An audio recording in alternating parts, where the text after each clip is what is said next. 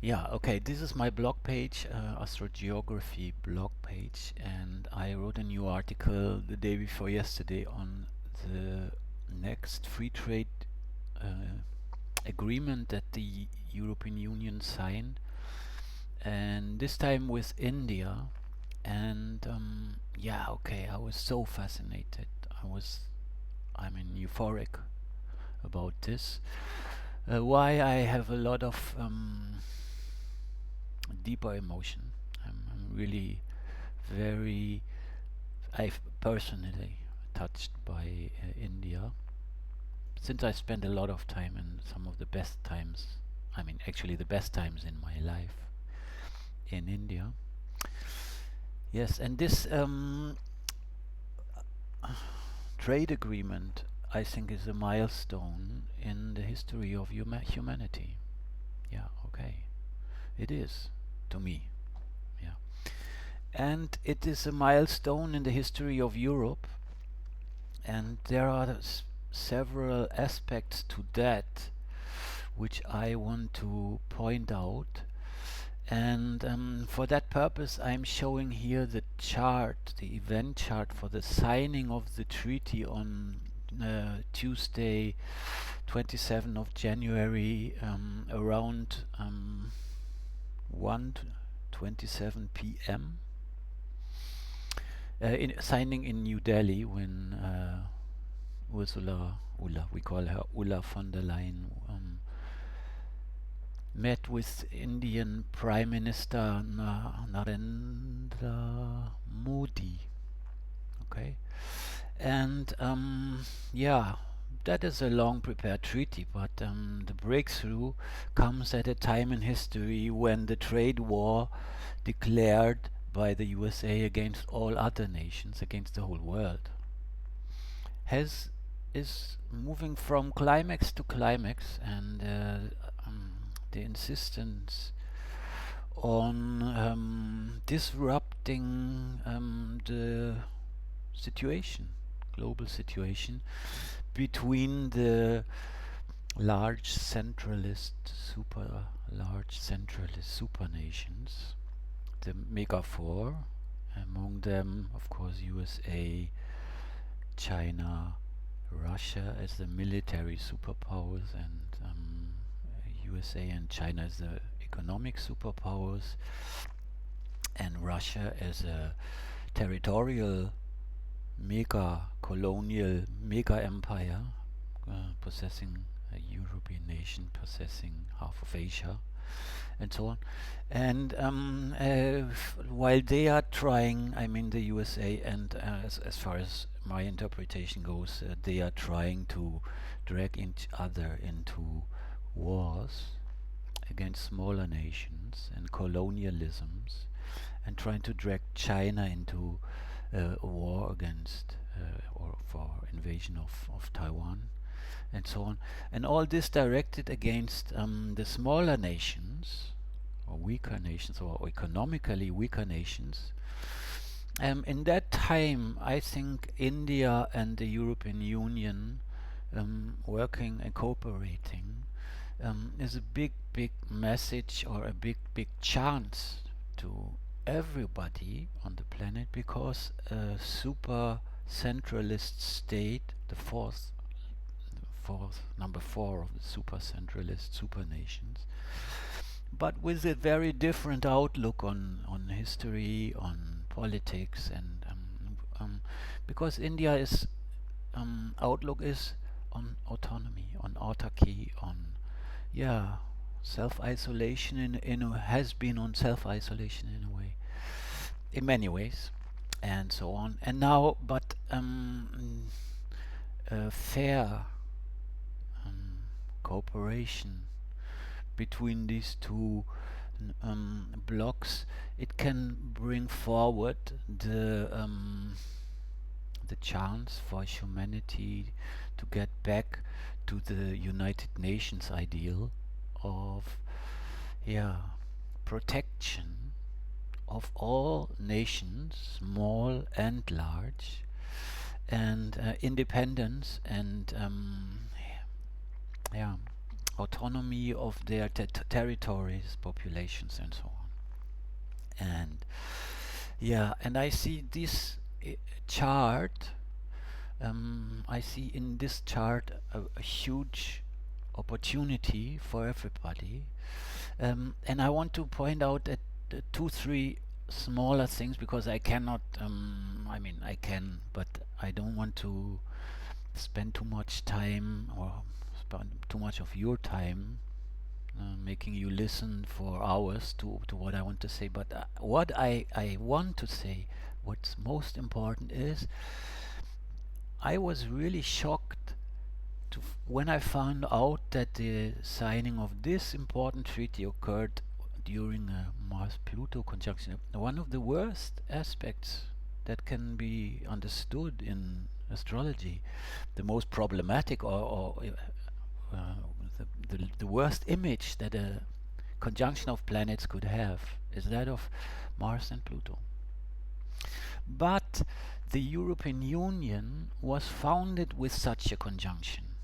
Yeah? It happened during the foundation, the Maastricht of Maastricht, Dutch city treaty, when it was founded in February 1992. That was a consequence of the last Saturn-Neptune conjunction, which had happened in November 1989, 4 days after the fall of the Berlin Wall, which was a consequence of that Saturn-Neptune conjunction.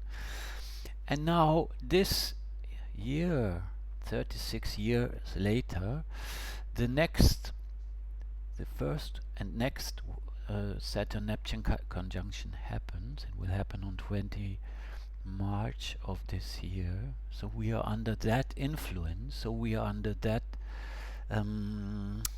tradition, or that development, that same topic of development that had opened up the Iron Curtain in 1989 and had ended the Russian pseudo-socialist colonial super empire in 1991-92 and so on, and it had led to the foundation of the European Union in the Treaty of Maastricht, with and the day that it became effective, 1 year later, or 1.5 years later, in November 1993, the very day when the treaty, foundation treaty, went into effect, it happened under a Mars-Pluto conjunction.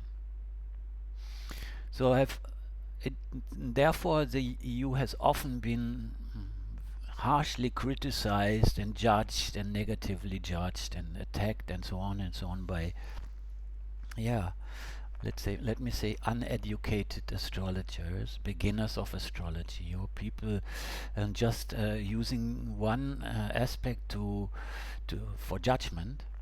But what actually really happened, and why this aspect was so important, is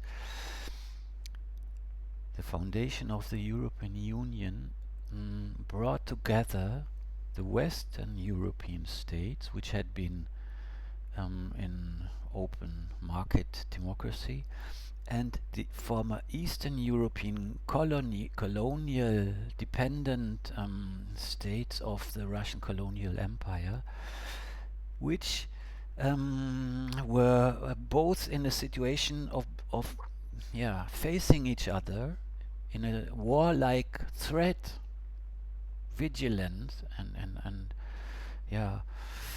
with a thrill of with a manipulative propaganda of being enemies, but enemies on two sides of an iron curtain that was there to separate the Russian colonial sphere of interest from the US imperialist sphere of interest.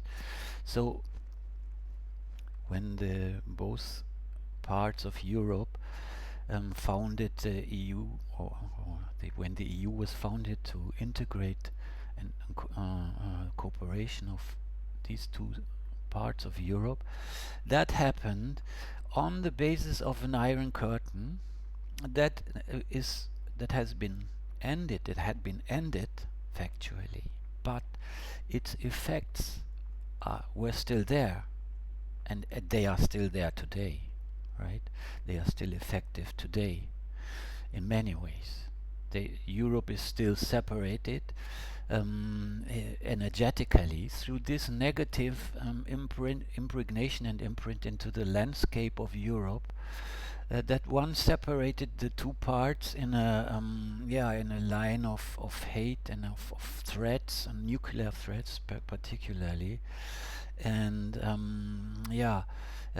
like a class enemy war from the Russian side against class enemies on the Western side, and with again on the other side the Western Europeans, like being threatened by that situation. So now they are cooperating together, but the moment that went into effect was happening under Mars-Pluto conjunction. That means Mars, the planet of warfare, with Pluto, the planet of strongholds, fortresses, and bunkers, right? Of heavy weapons, of alarm.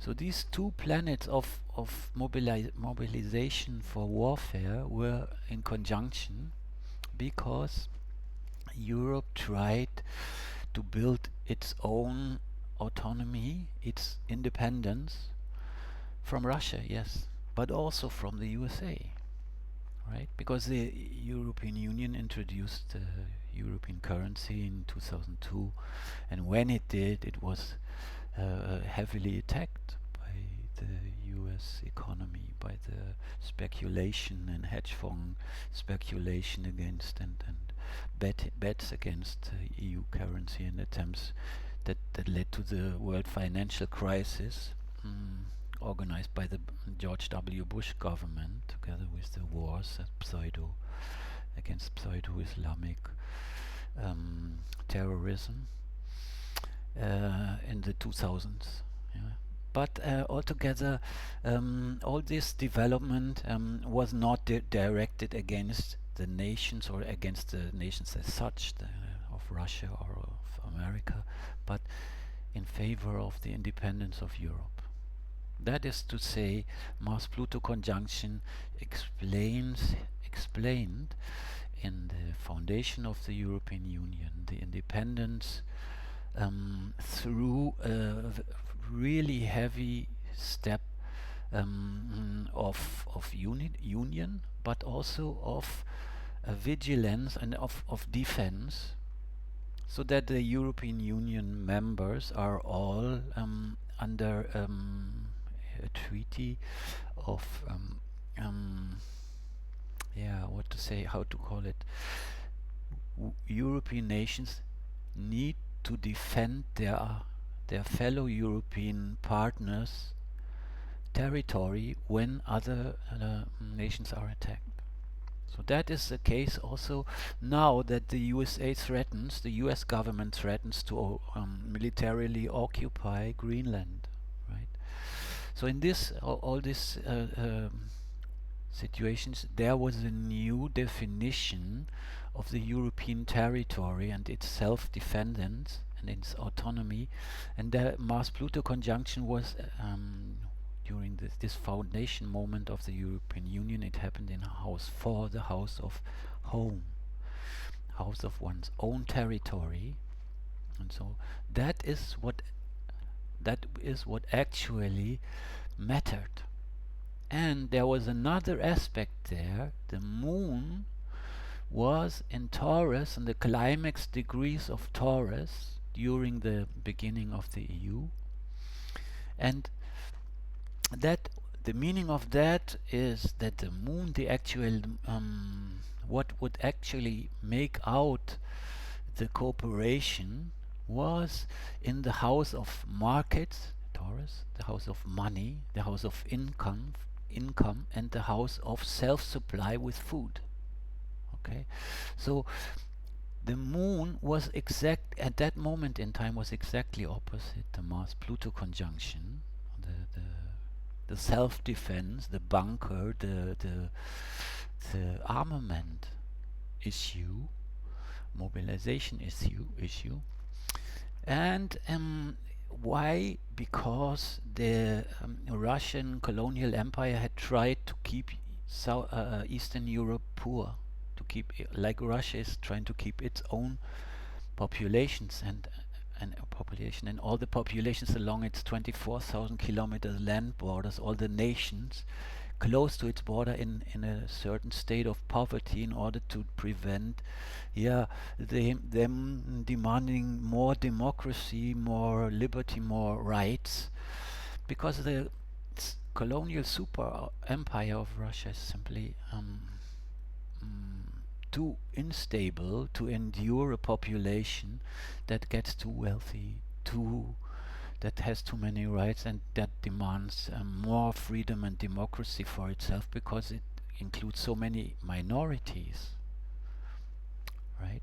That it cannot endure democracy. So that is the purpose that brought East Germany, Poland, Czechoslovakia, Bulgaria, Romania, Hungary, and the Baltic states and so on. They were kept in a state of dependence, economic. Their economical development retarded or suppressed by the Russian type of ideology of colonial, international colonialism type of world revolution type of ideology. So that aspect was challenged, and the common market between Eastern Europe, a former Russian type of system, states, and Western European capitalist, let's say, states, they are trying to assimilate their economies, right? So that step now make actually the issue why of this Mars-Pluto conjunction and this intense market orientation of the European Union. So now I showed this chart of the foundation of the European Union with the planets of the European Union foundation on the inside. But on the outside, what you see are the planets from the deal of 27 January 2026, the treaty between India and the European Union. And what happened is, this treaty was signed during a Mars-Pluto conjunction too, as I said before, and at 3 degrees Aquarius. I will explain that degree in short, but one thing, the moon position on Tuesday, 2 days ago, when that treaty was signed, was on the nearly exactly the same degree as it was during the foundation of the European Union. So that is a very, very intense and strong hint at that pointing out that what happens is that India and the EU that's the attempt that has been tried between East Europe and the European Union since 1992-93, and the things that have been started with this treaty now between the India and the European Union is similar, and for the European Union it enters at the same point of issues, assimilation between two spheres of interest or two nations, two groups, let's say, because India is a single nation, yes, but it is it contains as many languages, as many cultural identities, and as many different types of approaches. And anyway, like 4 to 5 times larger population anyway, and even a larger territory than, is it larger, than the European Union has. So yes, India is one nation, but it's bigger, and it and what we see is that the positive aspect here about this overall constellation is that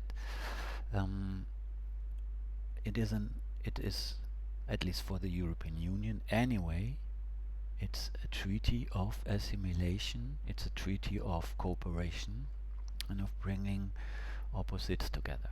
Okay, so now there is one very, very special thing that about this Mars-Pluto conjunction on Tuesday, which I want to point out still, because it happened on a degree, zodiac degree, at 3 degrees Aquarius, 3 degrees 33, or what it was at 3 degrees 24, 32 during the signing of the treaty. Yeah, midday, nearly 1:27 at Delhi. But what I want to say is there is the so-called Sabian symbols. Yeah, that is an American clairvoyant, Elsie Wheeler, in California. I think that was created, and she was shown this clairvoyant she cooperated with an astrologer and an experienced man called Mark Edmund Jones.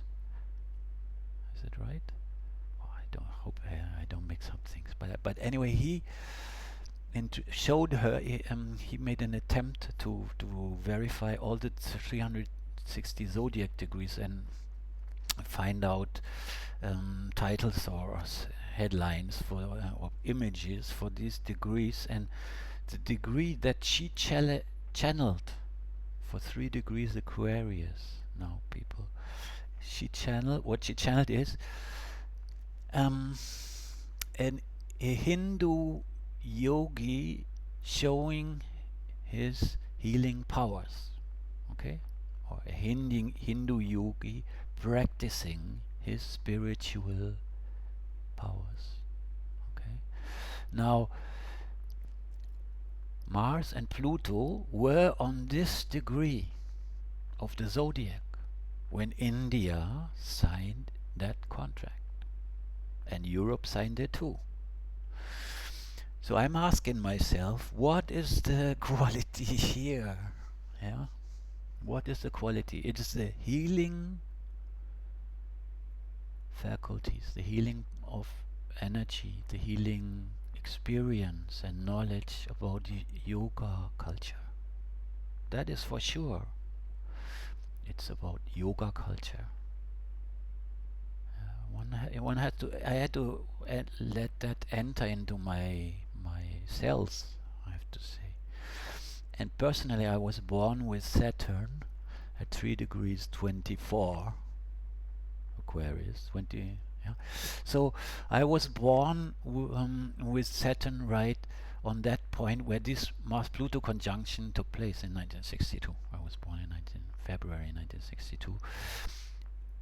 So that happened. That constellation happened on my Saturn position, my birth chart, and so I was. It touched me really. It freaked me out, and it excited me intensely. And I wanted to pass that on to you. That this is something real. It's something real. It's astrology. Yeah, but it's about something real, and it's beyond my personal interpretation that this is really a possibly a really strong moment, the signing of this treaty. Okay, and these two people who did it, I have to say, whatever I would think about Narendra Modi personally, or heard about him, or his politics, or people say about it, or what people think about Mrs. von der Leyen, anyway, or the European Union, or whatever. But this coincidence, it happens during, in the moment when of preparation, let's say, of the Mars-Pluto of the sorry. Look, this aspect that I want to point at is the Saturn-Neptune conjunction, and as that is going to that has been triggered last year in March and May, and it has been prepared and it has been effective since then, and it will reach its actual climax on 20 February of this year, in 4 weeks. So and that is an aspect of when the final sweeper of history, Neptune, the final sweeper of history, he needs to help systems, to let go and dissolve and get rid of and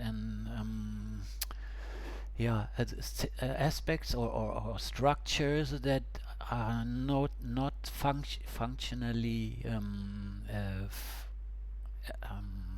good enough anymore, that are not prepared for the future and that impede future development. And the conjunction of that, this final sweeper of history now is with Saturn, the planetary indicator for politics, nations, nationalities, state cults, stability, laws, and these two, they unite to make the next step after the fall of the Berlin Wall.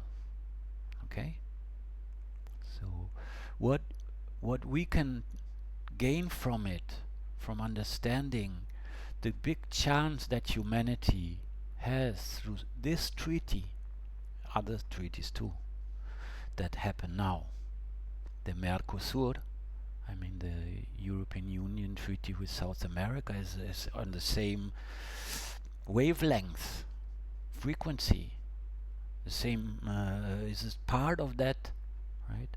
And other treaties and other steps forward that are made, they are part of it, of this process, right? So yeah, this is really strong moment, and I hope somebody can feel for it, or you can make yourself your own picture anyway. But I want to point at this part of the whole thing of what's going on, and I'm hoping that Russia too will find a way to get over the dichotomy between its nation and its colonial empire, which are two sides of its identity, and they need the actual core issue of the nation, of the population, and its human rights and its identity, and of the value of its identity, is at I'm hoping that it may overcome the suppression by the colonial empire that it is stuck in, right? Or that it can end this war. Okay? Yeah. Well, so good luck to everybody, and thanks for listening. I'm Georg Stockhorst, and this is from Berlin. I'm in Berlin, and this is my blog page.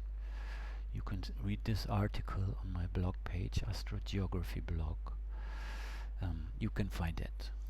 Thanks.